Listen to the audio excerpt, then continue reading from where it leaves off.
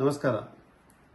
ಇವತ್ತು ಸಾಮಾಜಿಕ ಜಾಲತಾಣದಲ್ಲಿ ಕೆಲವು ಪತ್ರಕರ್ತರು ಬರೆದಂಥ ವರದಿಯನ್ನು ಓದಿದೆ ಮತ್ತು ಇದರ ಬಗ್ಗೆ ಸುದೀರ್ಘವಾದಂಥ ಚರ್ಚೆಗಳು ಕೂಡ ನಡೀತಾ ಇದೆ ಅಂಥೇಳಿ ಮಾಹಿತಿಯನ್ನು ಕೂಡ ಪಡ್ಕೊಂಡೆ.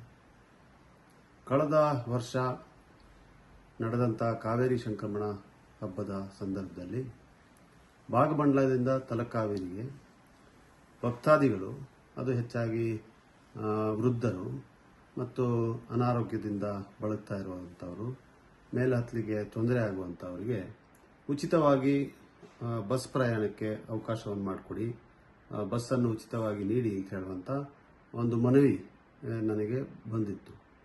ನಾನು KSRTCಯಿಂದ ಎಷ್ಟು ಬಸ್ ಬೇಕಾದರೂ ತಾವು ಸೌಲಭ್ಯವನ್ನು ಕೊಡಿ, ಪ್ರಯಾಣಿಕರಿಗೆ ಯಾವ ಕಾರಣಕ್ಕೂ ಕೂಡ ದರವನ್ನು ಅಥವಾ ಟಿಕೆಟನ್ನು ಪಡೆಯುವಂಥ ಕೆಲಸವನ್ನು ಮಾಡಬೇಡಿ ಅಂಥೇಳಿ KSRTC ಅವರ ಮೂಲಕ ಬಸ್ಗಳನ್ನು ಕೊಡಿಸುವಂಥ ಕೆಲಸವನ್ನು ನಾವು ಮಾಡಿದ್ದೇವೆ.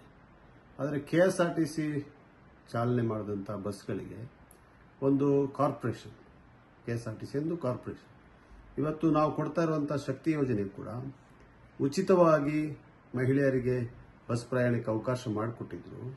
ಆ ಪ್ರಯಾಣಿಕರ ದರವನ್ನು ಸರ್ಕಾರ KSRTCಗೆ ಭರಿಸ್ತದೆ.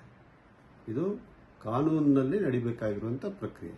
ಯಾಕಂದರೆ ಒಂದು ಕಾರ್ಪೊರೇಷನ್ನು ಸರ್ಕಾರದ ಸಂಸ್ಥೆ ಅಲ್ಲ, ಅದು ತನ್ನ ತಾನಕ್ಕೆ ನಡಿಬೇಕಾಗಿರುವಂಥ ಒಂದು ಕಂಪನಿ.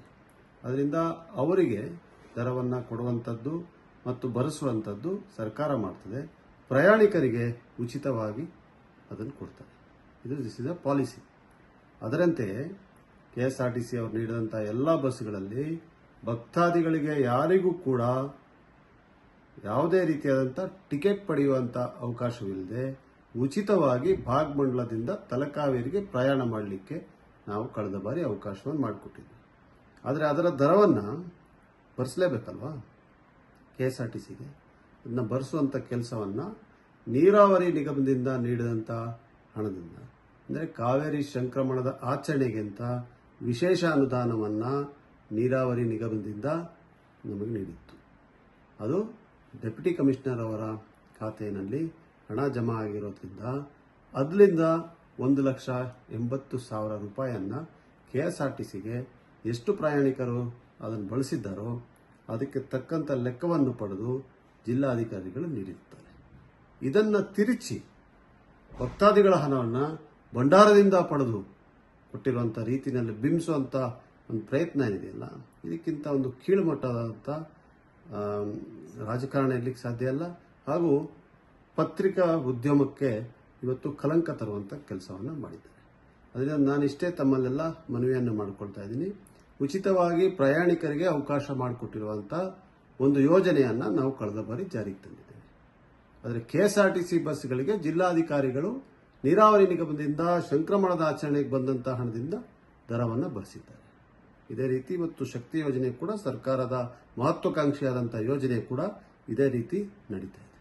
ಅದರಿಂದ ದಯವಿಟ್ಟು ಇಂಥದ್ದಕ್ಕೆ ಒಂದು ಬಣ್ಣವನ್ನು ಕಟ್ಟಿ, ಇದು ಭಂಡಾರದ ಹಣದಿಂದ, ಭಕ್ತಾದಿಗಳ ಹಣದಿಂದ ಕಟ್ಟಿದ್ದಾರೆ, ದೇವಸ್ಥಾನ ಹಣವನ್ನು ಬಳಸಿದ್ದಾರೆ ಅಂತ ಹೇಳುವಂಥ ದಾರಿ ತಪ್ಪಿಸುವಂಥ ಮಾತುಗಳಾಗಲಿ ಲೇಖನಗಳಾಗಲಿ ಇದನ್ನು ನಿಲ್ಲಿಸಿ, ಬರುವಂಥ ಸಂಕ್ರಮಣಕ್ಕೆ ಕೂಡ ಉಚಿತವಾಗಿ ಭಕ್ತಾದಿಗಳು ಭಾಗಮಂಡಲದಿಂದ ತಲಕಾವೇರಿಗೆ ಹೋಗುವಂಥ ಕೆಲಸವನ್ನು ನಾವು ಮಾಡ್ತೇವೆ. KSRTC ಕೊಡಬೇಕಾಗಿರುವಂಥ ಹಣವನ್ನು ಕೂಡ ಕೊಡ್ತಾರೆ ಸರ್ಕಾರ.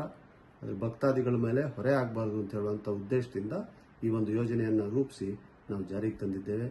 ಇದು ಒಳ್ಳೆಯ ಕೆಲಸ, ಪುಣ್ಯದ ಕೆಲಸ.